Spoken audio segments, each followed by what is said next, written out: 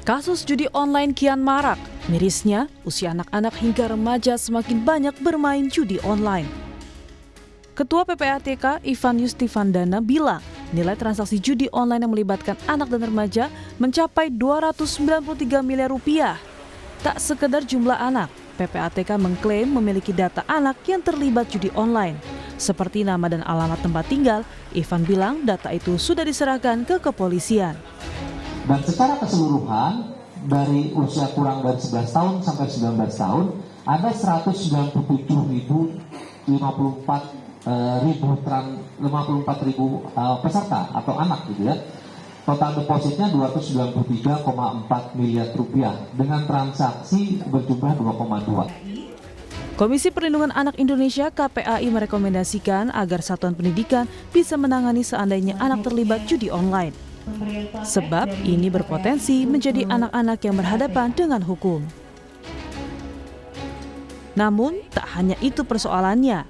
Judi online yang makin merajalela konon dikendalikan oleh sosok berinisial T yang disebut kebal hukum. Hal ini disampaikan Kepala Badan Perlindungan Pekerja Migran Indonesia atau BP2MI, Beni Rahmadani, yang bilang sosok berinisial T tidak pernah tersentuh hukum meski identitasnya diketahui. Menurut Beni, sosok T mengendalikan judi dan scamming online di Indonesia dari Kamboja. Untuk hal ini, saya menyatakan di depan Presiden, Panglima TNI dan Kapolri, sebetulnya sangat mudah untuk menangkap siapa aktor di balik bisnis judi online di Kamboja dan siapa aktor di balik scamming online. Saya cukup menyebut inisialnya T aja paling depan lah. Yang kedua saya nggak perlu sebut, dan ini saya sebut di depan Presiden. Boleh ditanya kepada Pak Menko, Pak Mahfud MD saat itu, ya Presiden kaget, Pak Kapolri kaget, agak cukup heboh rapat terbatas saat itu. Orang ini adalah orang yang selama Republik ini berdiri mungkin tidak bisa disentuh oleh hukum. Mohon maaf dengan segala hormat. Saatnya negara mengambil tindakan tegas, tidak hanya menyeret para calo kaki tangan, tapi mampu hukum menyentuh para bandar, para tekong, mereka yang kita kategorikan sebagai penjahat, penjual anak bangsa yang selama ini mengambil keuntungan dan pesta pora dari bisnis haram perdagangan manusia. Atas pernyataannya soal sosok inisial T, polisi yakni Mabes Polri pun menjadwalkan pemanggilan Kepala Badan Perlindungan Pekerja Migran Indonesia BP2MI Beni Rahmadani hari ini.